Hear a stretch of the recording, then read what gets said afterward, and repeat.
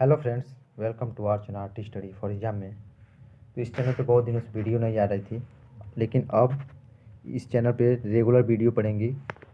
ठीक है दोस्तों, जितना हो उतना शेयर कीजिए, क्योंकि इस चैनल को सब्सक्राइब नहीं कर रहे हैं कोई भी, और ना ही इसको शेयर किया जा रहा है। तो दोस्तों थोड़ा शेयर कीजिए और सपोर्ट कीजिए इस चैनल को।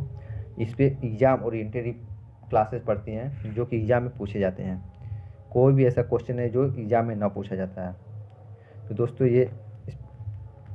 ये प्रीवियस ईयर का सभी का क्वेश्चन है, एसएससी के सभी पूछे हुए क्वेश्चन है, और कुछ इसमें लेटेस्ट पैटर्न पर आधारित प्रश्न है। ठीक है, जिसे कि एसएससी, एमटीएस, सीएचएसएल, सीजीएल और स्टेटिया सभी के लिए बहुत इंपॉर्टेंट है। तो स्टार्ट करते हैं पहले क्वेश्चन से।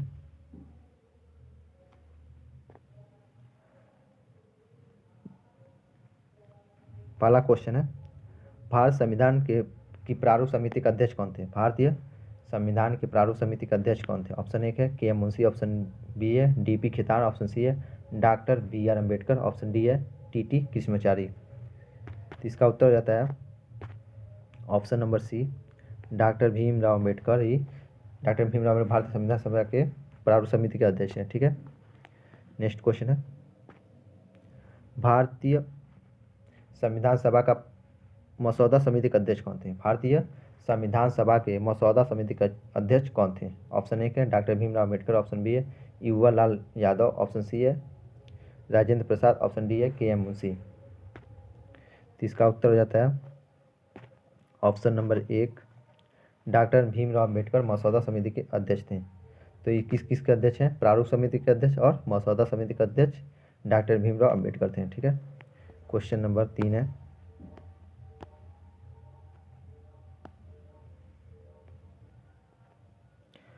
भारतीय संविधान के किस अनुच्छेद में कहा गया है कि भारत का एक राष्ट्रपति होगा? मतलब भारत का राष्ट्रपति किस अनुच्छेद में दिया गया है, मतलब भारत में एक राष्ट्रपति होगा? ऑप्शन एक है अनुच्छेद 58, ऑप्शन बी है अनुच्छेद 54, ऑप्शन सी है अनुच्छेद 55, ऑप्शन डी है अनुच्छेद 52। तो इसका उत्तर हो जाता है ऑप्शन नंबर डी, अनुच्छेद 52 में कहा गया है कि भारत का एक राष्ट्रपति होगा। ठीक है, और अनुच्छेद 54 में कहा गया है, अनुच्छेद 54 में राष्ट्रपति का निर्वाचन दिया गया है। ठीक है, और कि निर्वाचन कैसे कैसे होगा, तो वो अनुच्छेद 54 में दिया गया है, और अनुच्छेद 58 में दिया गया है इनकी अर्हताएँ। ठीक है, और चलिए नेक्स्ट क्वेश्चन है, निजता का अधिकार किसके अधीन आता है? निजता का अधिकार किसके अधीन आता है, मतलब किस अनुच्छेद के तहत निजता का अधिकार आता है? ऑप्शन ए है अनुच्छेद 19, ऑप्शन बी है अनुच्छेद 20, ऑप्शन सी है अनुच्छेद 21, ऑप्शन डी है अनुच्छेद 18। तो ये ऑप्शन, इसका उत्तर हो जाता है ऑप्शन नंबर डी, सॉरी, इसका उत्तर ऑप्शन नंबर सी, अनुच्छेद 21 के तहत निजता का अधिकार आता है। ठीक है,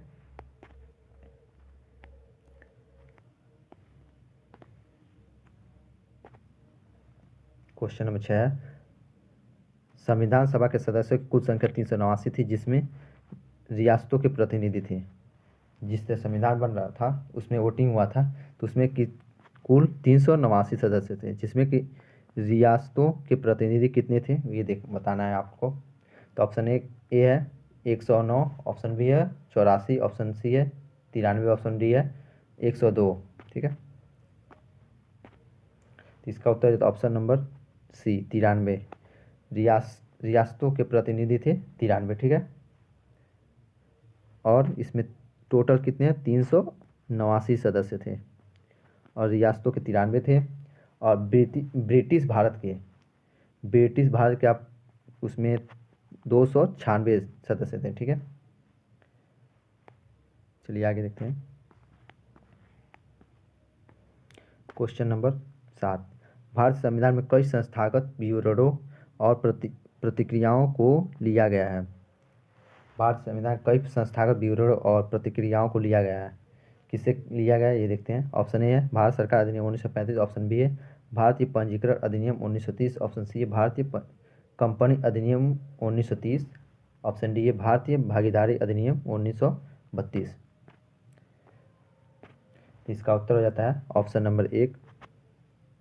भारत सरकार अधिनियम 1935 के तहत भारत संविधान में कई संस्थागत ब्यूरो और प्रक्रियाओं को लिया गया है। ठीक है, चलिए क्वेश्चन नंबर 8 है। निर्वाचन सभा का पहली बार मंजूरी मिली थी, निर्वाचन सभा को पहली बार मंजूरी मिली थी। ऑप्शन ए है 1948, ऑप्शन बी है 1947, ऑप्शन सी है 1946, ऑप्शन डी तो नहीं दिया है, ऑप्शन डी है नॉन ऑफ दीज, मतलब इनमें से कोई नहीं। ठीक है, इसका उत्तर हो जाता है ऑप्शन नंबर सी।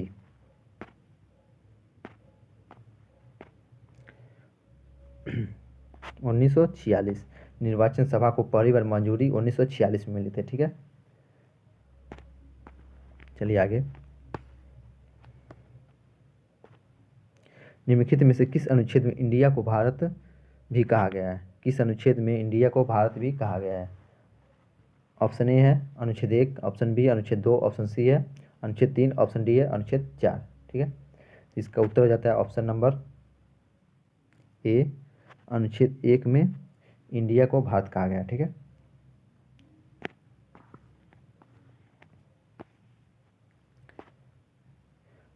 क्वेश्चन नंबर 10 है। भारत के संविधान का गठन द्वारा किया गया था, भारत के संविधान का गठन किसके द्वारा किया गया था? ठीक है, ऑप्शन ए है योजना आयोग द्वारा, ऑप्शन बी है विधानसभा द्वारा, ऑप्शन सी है राष्ट्रपति द्वारा, ऑप्शन डी है कार्यकारी समिति द्वारा। तो इसका उत्तर हो जाता है ऑप्शन नंबर बी, विधानसभा द्वारा। भारत के संविधान का गठन विधानसभा द्वारा किया गया था।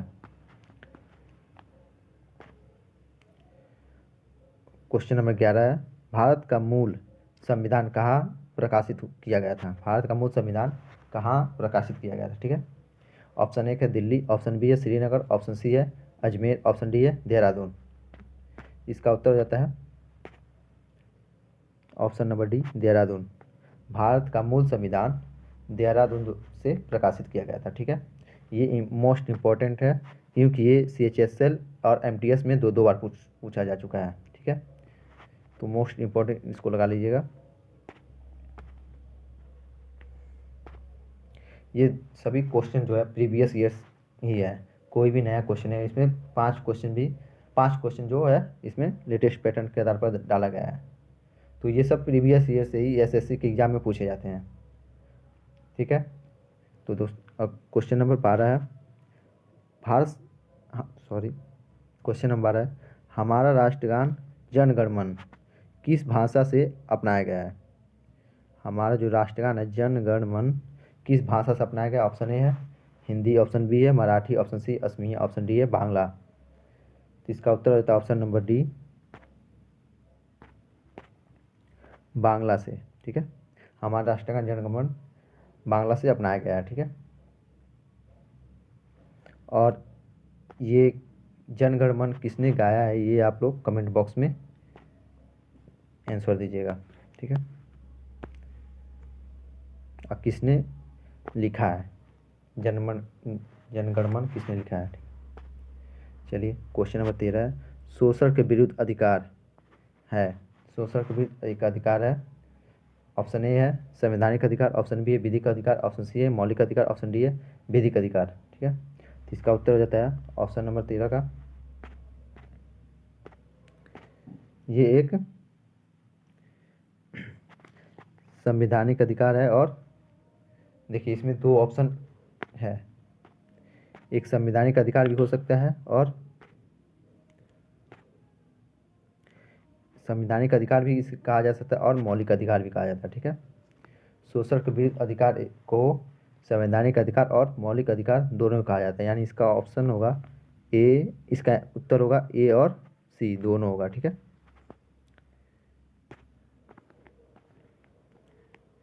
क्योंकि देखिए इसमें SSC ने माना है कि एक और सी दोनों होगा। ठीक है, शोषण के विरुद्ध अधिकार जो है संवैधानिक अधिकार और मौलिक अधिकार दोनों होगा। ठीक है, चलिए क्वेश्चन नंबर 14 है। भारतीय संविधान को हाथों से लिखने वाला व्यक्ति कौन था? भारतीय संविधान को हाथों से लिखने वाला व्यक्ति कौन था? ऑप्शन एक है प्रेम बिहारी नारायण रायजादा, ऑप्शन बी है कन्हैया लाल मणिका लाल मुंशी, ऑप्शन सी है बाबा साहेब गंगाधर खेर, ऑप्शन डी है श्यामा प्रसाद मुखर्जी। तो इसका उत्तर हो जाता है ऑप्शन नंबर 1 प्रेम बिहारी नारायण रायजादा। भारत संविधान को हाथों से लिखने वाला व्यक्ति था प्रेम बिहारी नारायण रायजादा। ठीक है, ये आप लोगों को लग रहा था कभी किसी एग्जाम में नहीं पूछा होगा, लेकिन ये एसएससी सीजीएल के एग्जाम में पूछा गया है 2018 के पेपर में, एक बार देख लीजिएगा। ठीक है, चलिए नेक्स्ट क्वेश्चन है।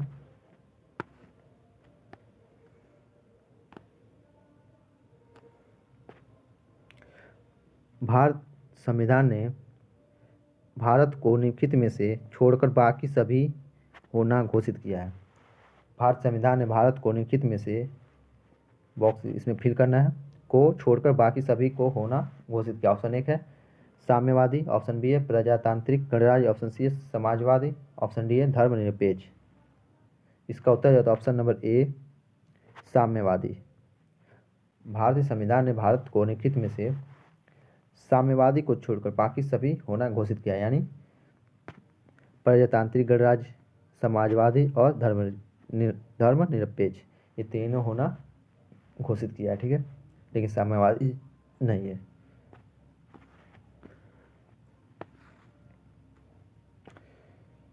क्वेश्चन नंबर 16 है हमारे संविधान के अनुसार भारत है, हमारे संविधान के अनुसार भारत क्या है। ऑप्शन 1 है एक धार्मिक राष्ट्र है, ऑप्शन बी है एक धर्मनिरपेक्ष राष्ट्र है, ऑप्शन सी है एक पूंजीवादी राष्ट्र है, ऑप्शन डी है एक ये क्या लिखा है धनिक तंत्रवादी राष्ट्र है, धनिक तंत्रवादी राष्ट्र है। ठीक है, तो इसका उत्तर हो जाता है ऑप्शन नंबर बी। भारत संविधान के अनुसार भारत क्या है, भारत एक धर्मनिरपेक्ष राष्ट्र है। ठीक है, क्वेश्चन नंबर 17 है। दोस्तों थोड़ा सा बाहर का आवाज़ सुनाई दे रहा है आपको, लेकिन उसको इग्नोर कीजिएगा। क्वेश्चन नंबर 17 है निम्नलिखित में से कौन सा शब्द भारत के संविधान को प्रस्तावना में उल्लेखित नहीं है। निम्नलिखित में कौन सा शब्द भारत के संविधान की प्रस्तावना में उल्लेखित नहीं है। ऑप्शन 1 है समाजवाद, ऑप्शन बी भाईचारा, ऑप्शन सी है संप्रभुता, ऑप्शन डी है समतावाद। इसका उत्तर रहता है ऑप्शन नंबर डी समतावाद जो है भारत के संविधान की प्रस्तावना में उल्लेखित नहीं है। ठीक है, उसमें क्या क्या दिया है, समाजवाद दिया है, उसमें दिया समानता दिया है, भाईचारा दिया है और संप्रभुता दिया है, लेकिन समाजवाद नहीं दिया है। ठीक है, थोड़ा आवाज़ मेरा फंस रहा होगा, उसके लिए क्षमा चाहते हैं। क्वेश्चन नंबर 18 है भारत के संविधान दिवस आता है, भारत के संविधान दिवस मनाया जाता है कब। तो ऑप्शन 1 है 26 जनवरी को, ऑप्शन बी है 23 जून को, ऑप्शन सी है 15 अगस्त को, ऑप्शन डी है 26 नवंबर को। तो इसका उत्तर हो जाता है ऑप्शन नंबर डी 26 नवंबर को भारत में संविधान दिवस मनाया जाता है। क्यों मनाया जाता है 26 नवंबर को, ये 26 नवंबर 1949 को ही संविधान को अपनाया गया था, इसलिए 26 नवंबर को संविधान दिवस मनाया जाता है, भारतीय संविधान दिवस। ठीक है, ये मोस्ट इम्पोर्टेंट में ध्यान रख लीजिएगा, क्योंकि ये पूछ लेता है हमेशा, कोई ना कोई एग्जाम में पूछ लेता है। ये नेक्स्ट क्वेश्चन है, क्वेश्चन नंबर 19 है भारतीय संविधान पूर्व तक किस तिथि से लागू हुआ था। भारतीय संविधान पूर्व तक किस तिथि को लागू हुआ था। ऑप्शन 1 है 15 अगस्त 1950 को, ऑप्शन बी है 26 जनवरी 1947 को, ऑप्शन सी है 15 अगस्त 1947 को, ऑप्शन डी है 26 जनवरी 1950 को। इसका उत्तर हो जाता है ऑप्शन नंबर डी 26 जनवरी 1950 को भारतीय संविधान पूर्ण रूप से लागू हुआ था। ठीक है, अपनाया गया था 26 नवंबर 1949 को और लागू किया गया था 26 जनवरी 1950 को। ठीक है, क्वेश्चन नंबर 20 है भारतीय संविधान के सदस्यों ने भारतीय संविधान पर हस्ताक्षर किए थे। भारतीय संविधान के सदस्यों ने संविधान पर हस्ताक्षर किए थे। ऑप्शन 1 है 26 जनवरी 1952 को, ऑप्शन बी 24 जनवरी 1950 को, ऑप्शन सी है नवंबर 1949 को, ऑप्शन डी है 26 नवंबर 1948 को। ठीक है, इसका उत्तर देता ऑप्शन नंबर ए 24 जनवरी 1952 को भारतीय संविधान के सदस्यों ने भारतीय संविधान पर हस्ताक्षर किए थे। ये जितने भी डेट वाले क्वेश्चन हैं इसको आप लोग ध्यान में रखिएगा, क्योंकि हर एक एग्जाम में पूछे जाते हैं। ये मोस्ट इम्पोर्टेंट है, ठीक है।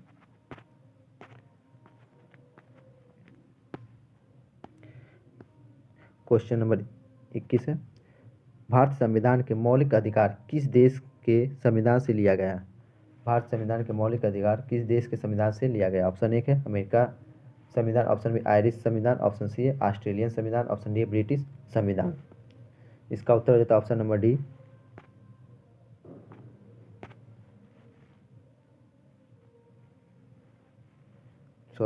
इसका उत्तर हो जाता है ऑप्शन नंबर 1, भारतीय संविधान अमेरिका संविधान से लिया गया, ठीक है। अमेरिका के संविधान से लिया गया मौलिक अधिकार जो है अमेरिका के संविधान से लिया गया है, ठीक है।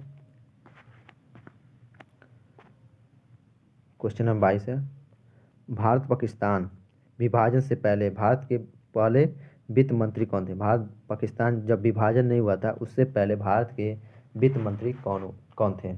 ऑप्शन ए के Mohammad Ali Jinnah, option B Allama Mohammad Iqbal, option C Aga Khan third, ये थर्ड लिखा है, ठीक है। और ऑप्शन डी लियाकत अली खान। इसका उत्तर हो जाता है option number D, Liaquat Ali Khan जो है भारत पाकिस्तान जब का विभाजन नहीं हुआ था उस समय भारत के पहले वित्त मंत्री थे लियाकत अली खान। चलिए क्वेश्चन नंबर 23 है, भारत के संविधान द्वारा किस प्रकार की नागरिकता प्रदान की गई है? भारत संविधान द्वारा किस प्रकार की नागरिकता प्रदान की गई है? ऑप्शन ए अस्थायी नागरिकता, ऑप्शन बी है एकल नागरिकता, ऑप्शन सी है क्षेत्रीय नागरिकता, ऑप्शन डी है द्वैधारी नागरिकता। तो इसका उत्तर हो जाता है ऑप्शन नंबर बी, एकल नागरिकता। भारत के संविधान द्वारा किस प्रकार की नागरिकता प्रदान की गई? तो भारत संविधान द्वारा एकल नागरिकता प्रदान की गई है, जो कि संविधान के भाग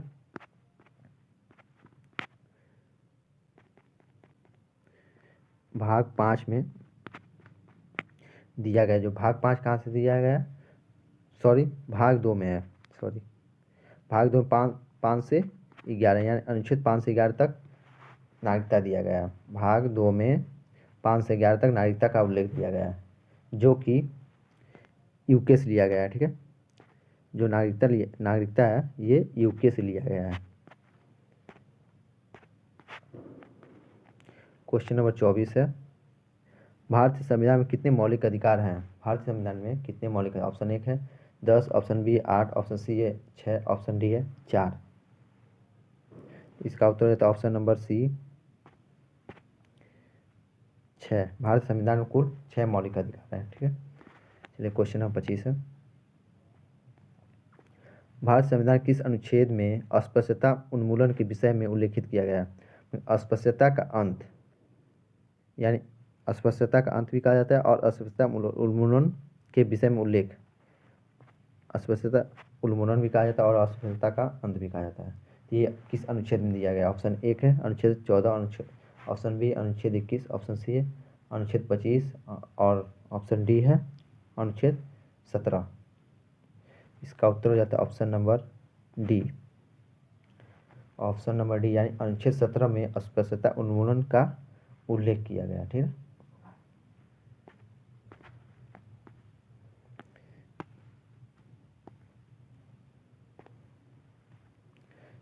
क्वेश्चन नंबर 26 है, भारतीय संविधान का कौन सा अनुच्छेद धर्म, वंश, जाति और लिंग तथा जन्म स्थान के आधार पर भेदभाव पर रोक लगाता है?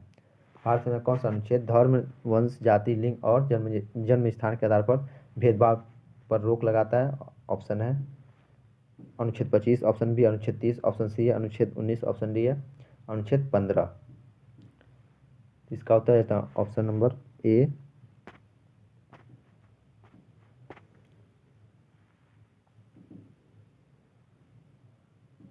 इसका होता है ऑप्शन नंबर ए, अनुच्छेद 25 में धर्म, वंश, लिंग, जाति और जन्म स्थान में भेदभाव पर रोक लगाना है, ठीक है।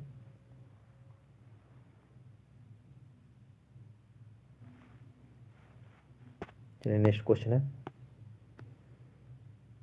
क्वेश्चन नंबर 27 है, संपूर्ण भारत के भूभाग में मुक्त रूप से आवागमन करने का अधिकार यानी आने जाने का अधिकार भारतीय संविधान के किस अनुच्छेद के अंतर्गत मौलिक अधिकार है? मतलब कहीं भी घूमने का अधिकार किस अनुच्छेद में दिया गया है? कहीं भी आने जाने का अधिकार, कहीं भी अब रहने का अधिकार किस अनुच्छेद के तहत दिया गया? ऑप्शन है अनुच्छेद 19, ऑप्शन बी अनुच्छेद 24, ऑप्शन सी अनुच्छेद 21, ऑप्शन डी अनुच्छेद 14। इसका उत्तर जाता है ऑप्शन नंबर ए, अनुच्छेद 19 के तहत भारतीय संविधान में अनुच्छेद 19 के तहत आवागमन करने का अधिकार है। ठीक है, चलिए क्वेश्चन नंबर 28 है, भारतीय संविधान का अनुच्छेद के अंतर्गत सर्वोच्च न्यायालय ने इंटरनेट के पहुंच को मौलिक अधिकार घोषित किया है। भारतीय संविधान के इस अनुच्छेद के तहत सर्वोच्च न्यायालय ने इंटरनेट के पहुंच को मौलिक अधिकार में घोषित किया गया है। मतलब इंटरनेट जो है कि मौलिक अधिकार के अंतर्गत आता है और किस अनुच्छेद के तहत आता है ये बताइए। ऑप्शन ए है अनुच्छेद 19, ऑप्शन बी अनुच्छेद 17, ऑप्शन सी है अनुच्छेद 14, ऑप्शन डी अनुच्छेद 21। ठीक है, तो इसका उत्तर है ऑप्शन नंबर बी अनुच्छेद 17, सॉरी अनुच्छेद 17 तो अस्पष्टता का अंत हो जाएगा।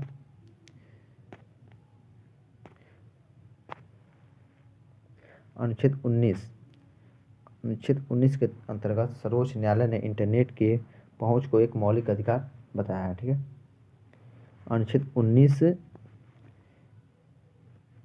ए क्या ए, अनुच्छेद 19 का ए है। ठीक है, अनुच्छेद 19 के एक के तहत सर्वोच्च न्यायालय ने इंटरनेट के पहुंच को मौलिक अधिकार घोषित किया है।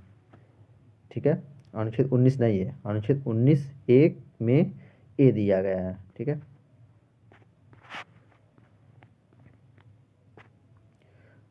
क्वेश्चन नंबर 29 है, अभिव्यक्ति की स्वतंत्रता किस मौलिक अधिकार के अंतर्गत आता है? अभिव्यक्ति की स्वतंत्रता किस मौलिक अधिकार के अंतर्गत आता है? ऑप्शन 1 है समानता का अधिकार, ऑप्शन बी स्वतंत्रता का अधिकार, ऑप्शन सी सांस्कृतिक और शैक्षणिक अधिकार, ऑप्शन डी है संवैधानिक उपचार का अधिकार।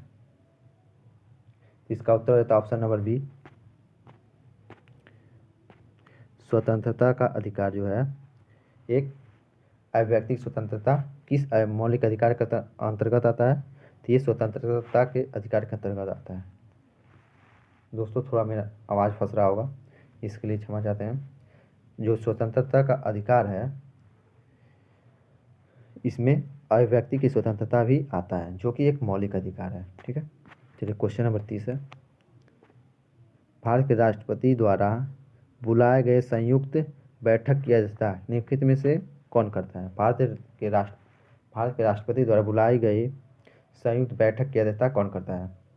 ऑप्शन 1 है राज्यसभा का सभापति, ऑप्शन बी है लोकसभा का अध्यक्ष, ऑप्शन सी है भारत के राष्ट्रपति, ऑप्शन डी है भारत के प्रधानमंत्री। इसका उत्तर ऑप्शन नंबर बी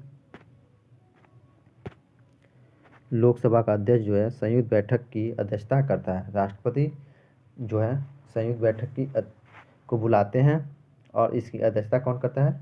लोकसभा के अध्यक्ष करते हैं। ठीक है,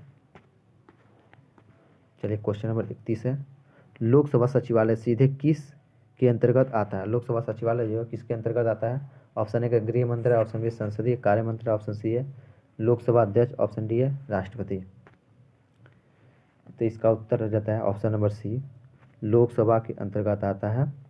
लोकसभा सचिवालय लोकसभा के अंतर्गत आता है। ठीक है, भारत की लोकसभा के लिए कितनी सीटें हैं? ठीक है, भारत के लोकसभा के लिए अधिकतम कितनी सीटें निर्धारित की गई हैं? ठीक है, ऑप्शन 1 है 545, ऑप्शन बी है 552, ऑप्शन सी है 560, ऑप्शन डी है 550। इसका उत्तर है ऑप्शन नंबर बी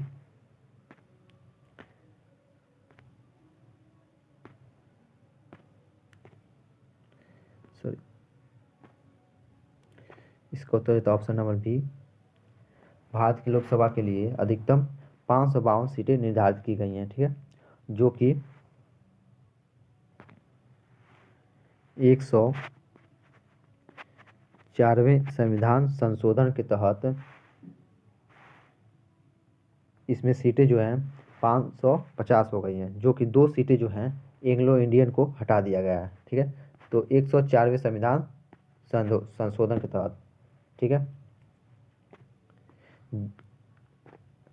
पूर्ण रूप से अभी मान्यता नहीं मिली कि 552 है कि 550 है। ठीक है, लेकिन अभी भी हम लोग 552 ही मान चलेंगे, जो कि उसमें 2 जो है एंग्लो इंडियन को हटा दिया गया है।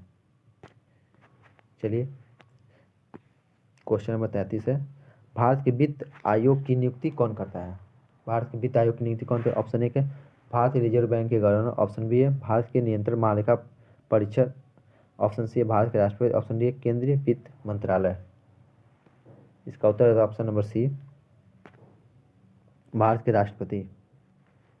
भारत के राष्ट्रपति भारत के वित्त आयोग की नियुक्ति भारत के राष्ट्रपति करते हैं, जो कि आर्टिकल 280 में दिया गया है। ठीक है, आर्टिकल 280 में दिया गया है भारत के वित्त आयोग की नियुक्ति भारत के राष्ट्रपति करेंगे। चलिए, क्वेश्चन नंबर 35 है,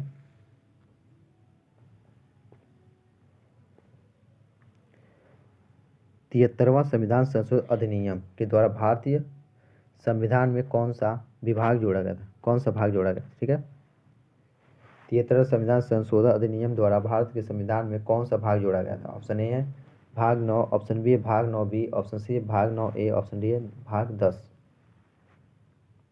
तो इसका उत्तर रहता है ऑप्शन नंबर 1, भाग 9 जो है 73वां संविधान संशोधन अधिनियम के तहत भाग 9 जोड़ा गया है, जो कि 73वां संविधान संशोधन 73वां संविधान संशोधन जो है 1952 में हुआ था। 1992 में 73वां संविधान संशोधन हुआ था, जिसमें भाग 9 जोड़ा गया था। ठीक है दोस्तों, थोड़ा आज अब मेरा आवाज़ फंस रहा था, इसके लिए क्षमा चाहते हैं, और वीडियो जितना उतना शेयर कीजिए, और ऐसे वीडियो अब रेगुलर आएंगी। दोस्तों, आज थोड़ा आवाज़ मेरा फंस रहा है, इसके लिए क्षमा चाहते हैं, और जितना हो सके आप लोग वीडियो को शेयर कीजिए, और वीडियो को पूरा हो सके तो पूरा वीडियो देखिए। ठीक है, जो कि आपके एग्ज़ाम के लिए बहुत लाभकारी होगा। ठीक है ना, थोड़ा सा इसको शेयर कीजिए, और दोस्तों से सब्सक्राइब करवाइए। Thank you.